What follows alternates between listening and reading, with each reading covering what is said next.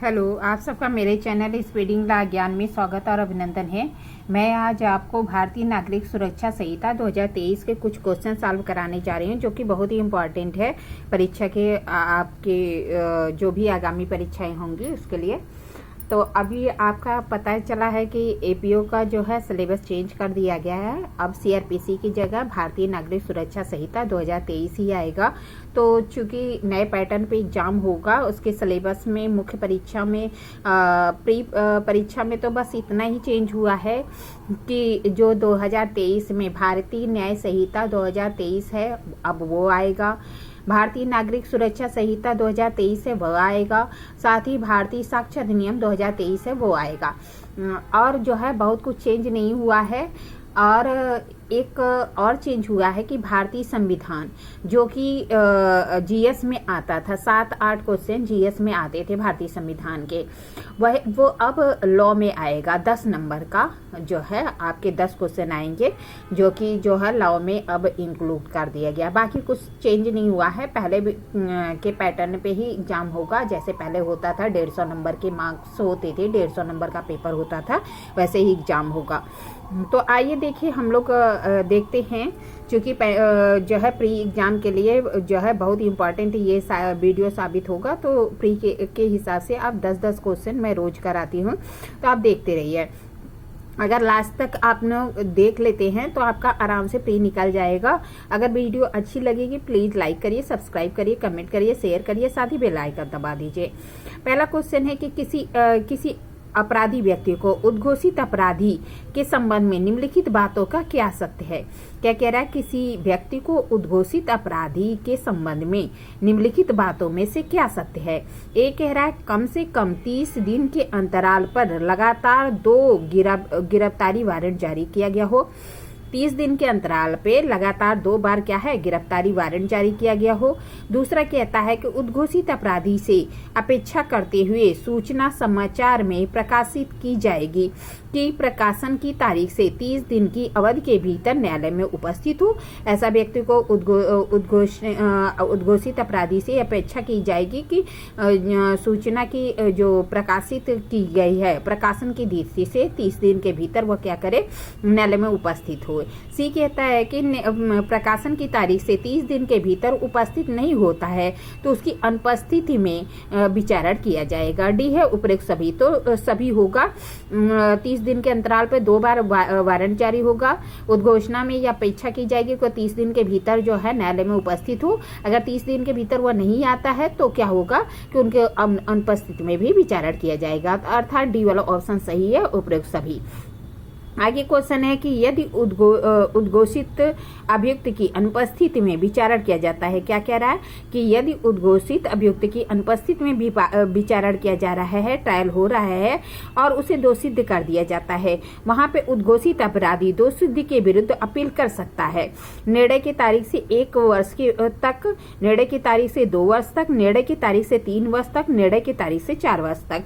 तो निर्णय की तारीख से 3 वर्ष तक, सी वाला ऑप्शन सही होगा कि अगर उद्घोषित अपराधी की अनुपस्थिति में विचारण किया गया, विचारण में उसे कन्फ्लिक्ट कर दिया गया, दोषसिद्ध कर दिया गया, तो दोषसिद्ध जो उद्घोषित अपराधी है दोषित हो गया है, तो जिस दिन निर्णय हुआ है, निर्णय की तारीख से 3 वर्ष के भीतर उसकी अपील कर सकता है। सी वाला ऑप्शन सही है। आगे क्वेश्चन है कि निम्नलिखित कथन में सत्य कथन है। निम्नलिखित कथनों में सत्य कथन है। यदि उद्घोषित अपराधी विचारण के दौरान न्यायालय में उपस्थित हो जाता है तो उसकी अनुपस्थिति में किए गए साक्ष्य की परीक्षा करने के लिए अनुज्ञात किया जाएगा। क्या कह रहा है कि यदि उद्घोषित अपराधी न्यायालय विचारण के दौरान न्यायालय में उपस्थित हो जाता है तो उसकी अनुपस्थिति में किए गए जो साक्ष्य हैं उसकी परीक्षा करने के लिए उसे अनुज्ञात किया जाएगा। फिर कह रहा है साक्षी की परीक्षा या अभिसाक्ष्य दृश्य भाष्य दृश्य इलेक्ट्रॉनिक माध्यम से जो है अधिमान्य मोबाइल से अभिलिखित किया जाएगा। फिर तीसरे कहता है कि मजिस्ट्रेट सामुदायिक सेवा का दंडादेश पारित कर सकता है। डी है उपरोक्त सभी। तो सभी कुछ कहता है, सब कुछ सही है। क्या है कि कहता है कि यदि उद्घोषित अपराधी विचारण के दौरान आ जाता है न्यायालय में, तो क्या होगा कि जो है उसकी अनुपस्थिति में जो साक्ष्य की परीक्षा की गई है उसे अनुज्ञात किया जाएगा। फिर कहता है कि जो साक्षी हैं उनकी परीक्षा या उनका जो शपथ पत्र है जो भाष्य दृश्य इलेक्ट्रॉनिक माध्यम से किया गया है, अधिकृत मोबाइल पर उसे जो है अभिलिखित किया जाएगा। और साथ ही कहता है कि मजिस्ट्रेट क्या कर सकता है, सामुदायिक सेवा का भी आदेश दे सकता है। तो डी ऑप्शन सही होगा, उपरोक्त सभी। आगे क्वेश्चन है कि निम्नलिखित कथनों में सत्य कथन है। ए है सम्मन की तामीली इलेक्ट्रॉनिक संसूचना के माध्यम से की जा सकती है, सही है। फिर कहता है कि शिनाख्त करने वाला व्यक्ति मानसिक या शारीरिक रूप से निःशक्त है, तो जो है उसकी जो गिरफ्तार व्यक्ति है उसकी शिनाख्त दृश्य भाग इलेक्ट्रॉनिक साधनों से किया जा सकता है। यह भी सही है कि अगर शिनाख्त करने वाला व्यक्ति डिसेबल है, शारीरिक फिजिकली या मेंटली वो डिसेबल है, तो कह रहा है कि जो शिनाख्त करने वाला व्यक्ति है उसकी शिनाख्त कैसे की जाएगी, तो कह रहा है दृश्य भाव इलेक्ट्रॉनिक माध्यमों से की जाएगी। फिर सी कहता है कि अपराध की सूचना इलेक्ट्रॉनिक माध्यम से की जा सकती है, लेकिन वह थाने के भाषाधक अधिकारी द्वारा तभी अभिलिखित की जाएगी जब संसूचना करने वाला तीन दिन के भीतर हस्ताक्षरित कर देता है। मतलब क्या कह रहा है कि FIR इलेक्ट्रॉनिक माध्यम से भी हो सकता है, लेकिन भाषाधक अधिकारी तभी उसे अभिलिखित करेगा जबकि संसूचना 3 दिन के भीतर हस्ताक्षरित कर दी जाती है। डी वाला ऑप्शन सही होगा, इसमें सभी कुछ सही है। आगे क्वेश्चन है कि 3 वर्ष या उससे अधिक या 7 वर्ष तक की कारावास से दंडनीय अपराध की सूचना पुलिस थाने के भार साधक अधिकारी को दी जाती है, तो भार साधक अधिकारी निम्न में से कौन सी कार्यवाही करे। क्या कर रहा है, 3 वर्ष या उससे अधिक के अपराध के लेकिन 7 वर्ष से कम के अपराध के दंडनीय कोई सूचना पुलिस थाने के भार साधक अधिकारी को दी जाती है, तो क्या कार्रवाई करेगा। तो ए कह रहा है अन्वेषण शुरू कर देगा। बी है कि ऐसे रैंक के पुलिस अधिकारी से जो कि पुलिस अधीक्षक की पंक्ति से नीचे का ना हो की पूर्व अनुमति से मामले को प्रारंभिक जांच करेगा, जो कि प्रथम दृष्टया मामला बन रहा है कि नहीं। दूसरा कहता है कि जब प्रथम दृष्टया मामला बन रहा है तो पुलिस उप अधीक्षक से अनिम्न रैंक के किसी अधिकारी की अनुमति लेकर अन्वेषण प्रारंभ करेगा।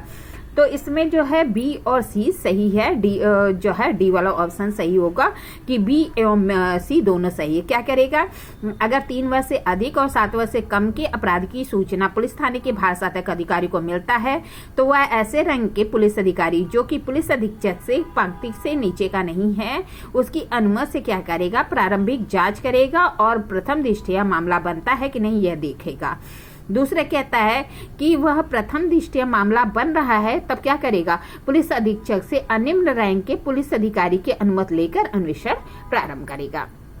आगे क्वेश्चन है, यदि किसी लोक सेवक के विरुद्ध वरिष्ठ अधिकारी द्वारा किए गए परिवाद पर धारा 210 के अधीन सशक्त कोई मजिस्ट्रेट अन्वेषण का आदेश दे सकता है। क्या कह रहा है, यदि कोई लोक सेवक के विरुद्ध वरिष्ठ अधिकारी द्वारा किए गए परिवाद पर धारा 210 के अधीन सशक्त कोई मजिस्ट्रेट है अन्वेषण का आदेश दे सकता है।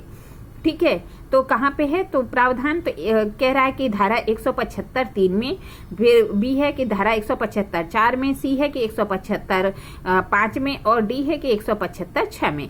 तो 175(4) में 210 का प्रावधान मतलब 210 पहले ये CRPC में 190 में संज्ञान लेना कॉग्निजेबल लेने के बारे में है। ठीक है, सॉरी कॉग्निजेंस के बारे में है, संज्ञान लेने के बारे में।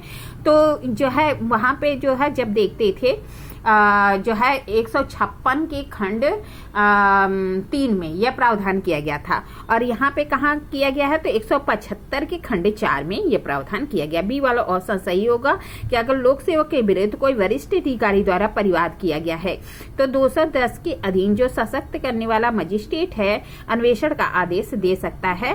कहाँ पे, 175(4) में। ठीक है, बी वाला ऑप्शन सही है।